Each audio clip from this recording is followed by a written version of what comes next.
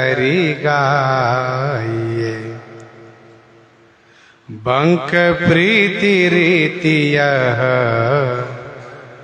कैसे करी गाइए। बीते दिन 3 बार। श्री करमैती जी 3 दिन तक उस ऊंट के कंकाल में, करंक में पड़ी रही, छुपी रही। खोजने वाले लोग 2-3 दिन तक खूब भाग दौड़ किए। जब लोगों का आवागमन बंद हो गया तब यहां से निकली। शंक नहीं, अर्थात कोई शंका नहीं थी श्री करमैती जी को। स्वामी श्री प्रियादास जी कहते हैं, बंक प्रीति रीति। प्रीति की रीति, बंक माने टेढ़ी है। यह कैसे करी गाइए, मैं इसको कैसे वर्णन करूं। प्रेम सरोवर की लखी, उलटी गति जगमाही। जे डूबे तेई भले, तीर तरे ते नाही। तीर तरे ते नाही। काम क्रोध भय लोभ मद, सवन करत लय जौन। महामोह हूँ सो परे, प्रेम भाखियत तौन। प्रीति की रीति अनीति सी, प्रीति करी मति कोय। प्रीति की रीति अनीति सी, प्रीति करो मति कोय। सुख दीपक कैसे बरई, विरह नाग जन होय। श्याम चरण जो 63 होवै, श्याम चरण जो 63 होवै। जगते 36 राजा सूर धनी मानी दिग, नहीं निपोरै ईसा। इष्ट देव के प्यारे देखई, तहां नवाबई सीसा। राउर के हित बाउर डोलई, कहई क्वासी जगदीसा। त्रिविध समीर पंक चंदन को, श्याम बिना दुखदाई। काल ब्याल सी माला लागई, भूत भतीजे भाई। कुसुम सेज पावक की कुंडी, भवन कैद की नाई। भूषण बसन भार बहु व्यंजन, हंसी खुशो नहीं भाई। जग के भोग रोग को भोगई, जो वियोग होई जावे। आग बर्फ सी शीतल होवई, विषय अमृत बनियावई। जेठ दोपहरी परई रेत में, तहां सुखित स्वर गावई। शरद चंद्र की किरण परे ते, बिरहिन यति दुख पावई। बंक प्रीति की कथा व्यथा बहु, सुनी यथारथ गाई। पै करमैती की तुलना में, एक सकी नहीं आई। प्रीति की बड़ी टेढ़ी गति है। इस संदर्भ में बहुत सी कथाएं हैं, लेकिन श्री करमैती जैसी प्रीति की टेढ़ी गति कहीं और जगह नहीं पाई गई। सड़े ऊट की दुष्ट गंध जहां बनी इत्र सी सुखदा, विषय गंध अस तजौ न काहू नहीं जानी अस दुखदा। तो करमैती वास्तव में इनके जैसा कोई हुआ नहीं। स्वामी प्रियादास जी कहते हैं प्रीति की गति टेढ़ी है। आयो को संग ताही संग गंग तीर आई। आयो को संग, कुछ लोग संग में हो गए तीर्थयात्री, उन्हीं के संग गंगा जी के तीर पर आई श्री करमैती जी। अब सोचा कि गंगा जी में स्नान कर लेना चाहिए जिससे पवित्रता आ जाए। 3 दिन तक मैं उस ऊंट के कंकाल में पड़ी रही, इसलिए गंगा जी में स्नान किया। अब स्नान करने के बाद घाट के पंडा पुजारी को क्या देना चाहिए? तो श्री करमैती जी के शरीर पर जितने आभूषण थे सारे आभूषण उतार करके उन्होंने पंडा को दान कर दिए। क्यों? क्योंकि भक्ति मार्ग में यह आभूषण भी बाधक है। इस आभूषण के चक्कर में दुष्ट लोग मेरी ओर कुदृष्टि डालेंगे और भूषण छीन भी लेंगे। इससे अच्छा है कि दान कर। दई भूषण बन आइए, सभी आभूषणों को पंडा को दान दे करके और वृंदावन में आ गई। इधर खोजने वालों से कुछ पता नहीं चला कि करमैती गई कहां। तब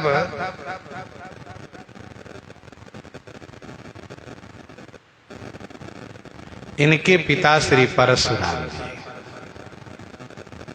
इनके पिता श्री परशुराम जी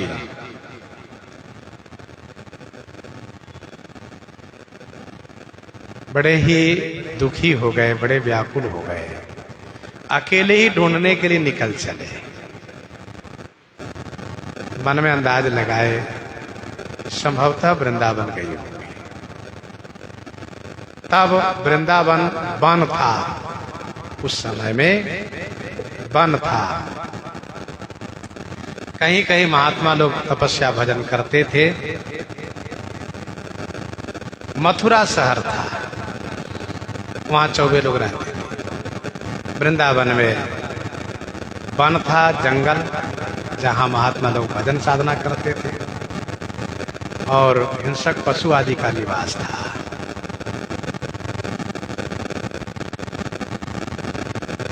बहुत गिने चुने लोग उधर रहते थे। ढूंढत परशुराम पीता मधुपुरी आए।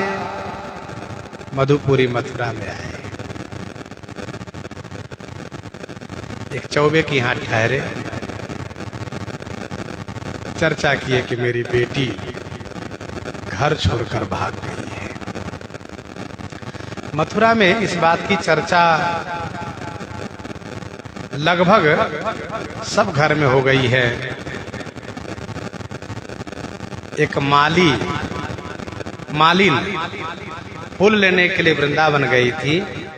उसने देख लिया था करमैती जी को विरह दशा में, प्रेम विह्वल दशा में।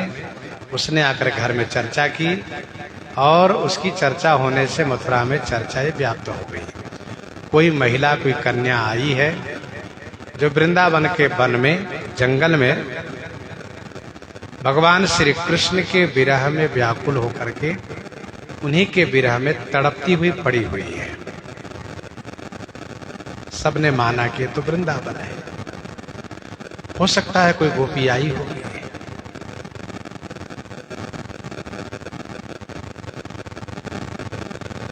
जहां जहां पहले वन प्रदेश था वहां वहां धीरे धीरे करके शहर होता गया।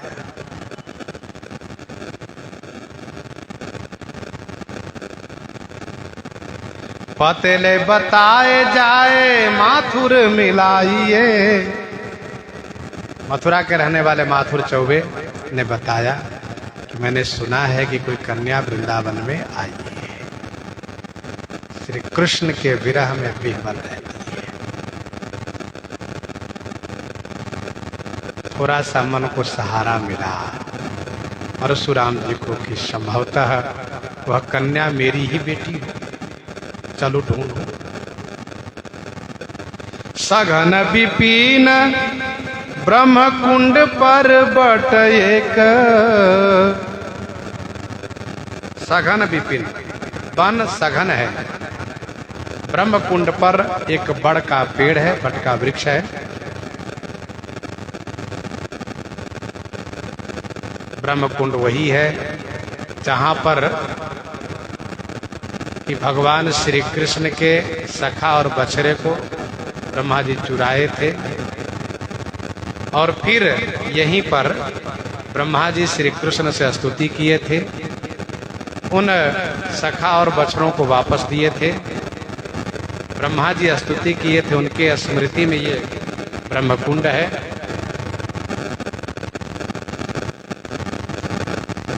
ब्रह्म कुंड के पास एक बट का वृक्ष है।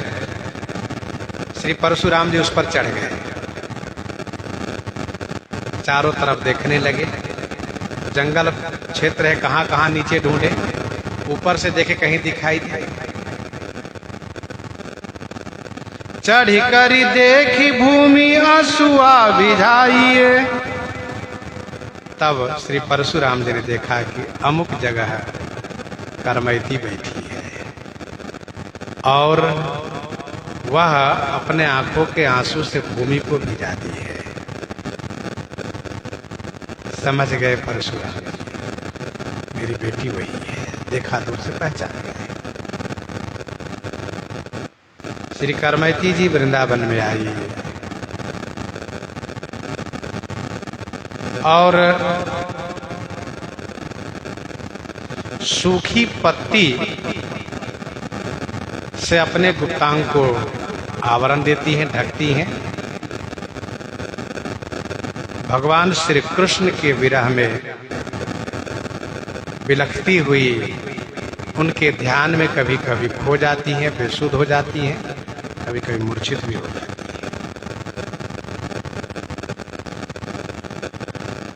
हरी पत्ती का प्रयोग नहीं करती हैं, जैसे श्री गोपाल दास जी नाम के संत हुए, उनको फोड़ा हुआ।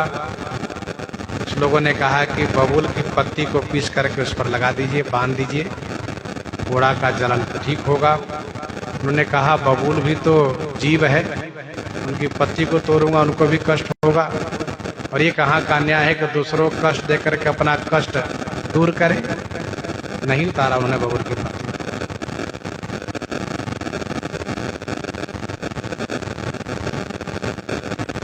श्री करमैती जी ने अपने आभूषण तो गंगा जी किनारे पंडा पुजारी को दे दिया है। यहाँ वृंदावन में आकर के सूखी पत्ती को ही अपना वस्त्र बनाई है, गुप्तांग ढकी हैं। इतना त्याग इन्होंने किया, पूर्ण वैराग्य। विदुर जी महाराज दुर्योधन बार बार ये लांछन लगाता था कि पांडव से मिले हुए रहते हैं, उनके पक्ष की बात करते हैं। भरी सभा में कौरवों ने विदुर जी को अपमान किया। तो विदुर जी ने देखा कि श्री कृष्ण कौरवों को त्याग कर दिए हैं, पांडवों के पक्ष लिए हैं, तो जीत तो पांडव की ही होगी। मैं रहूंगा तो मेरे ऊपर लांछन लगाते रहेंगे, दोष लगाते रहेंगे दुर्योधन। पितामह भीष्म तो इनकी ओर हैं, आचार्य द्रोण भी हैं, कृपाचार्य भी, सब लोग इन्हीं के साथ हैं। मेरा मन नहीं कहता है कि मैं इनके साथ रहूं। उन्होंने भरी सभा में धनुष बाण और राजसी वस्त्र उतार करके रख दिया, दे दिया।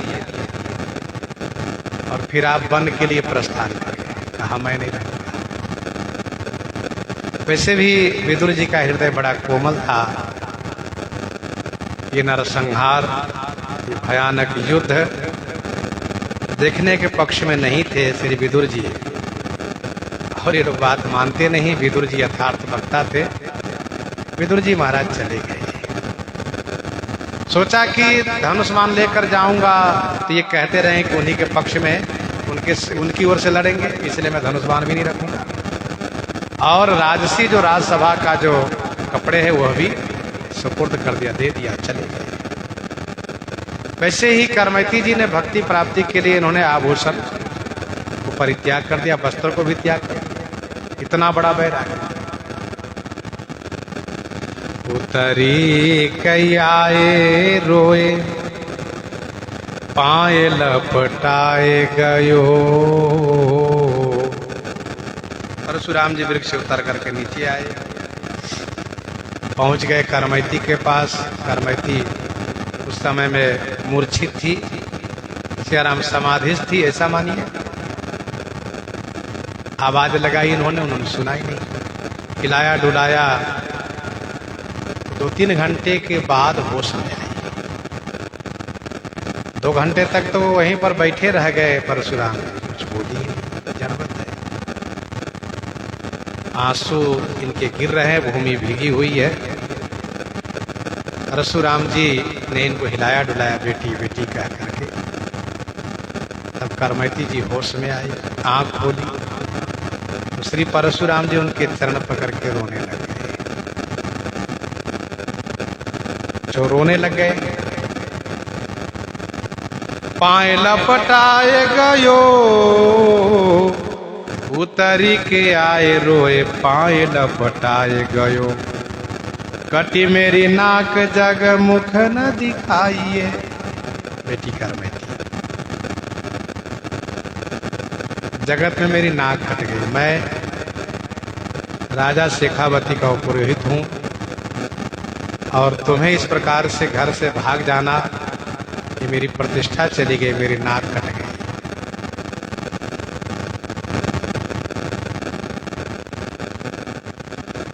और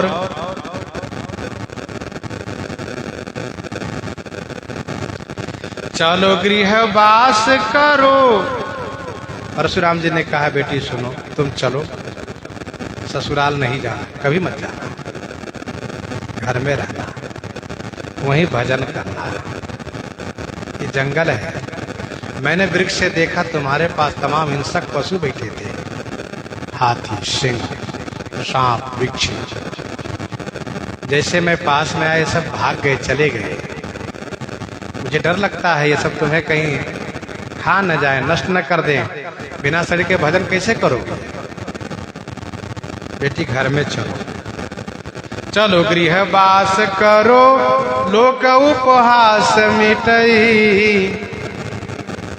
मेरा जो लोक उपहास है वह मिट जाए। सासु घर जावो मति सेवा चित लाइए। सास के घर मत जाना, तुम भगवान श्री कृष्ण की सेवा में ही चित लगाए रखना। घर चलो। को सिंह व्याघ्र यजु बपू को विनाश करई। कोई सिंह बाघ यदि तुम्हारे बपू माने शरीर को विनाश कर दे, इस बात को मुझे बड़ा डर है बेटी। त्रास मेरे होत, त्रास मेरे होत माने मुझे डर लग रहा है। और बेटी, तुम्हारे बिना तुम्हारी माता और हम मृतक हो गए, मरे के समान हो गए हैं। हम सबको जिला लो, चलो घर। बोली कही साच। तब श्री करमैती जी ने कहा, पिताजी आपने सत्य ही कहा कि हम सब मृतक हैं। सचमुच आप सब मृतक हैं। बोली कहीं साच बिनु भक्ति तन ऐसो जानो। बिना भक्ति के शरीर ऐसा ही है।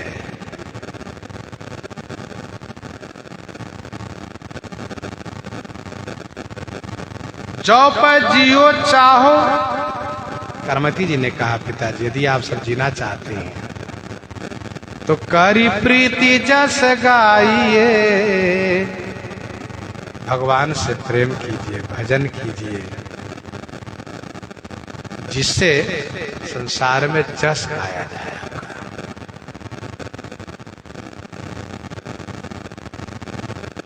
भगवान की भक्ति से विमुख होना यह मृतक वत ही जीना है।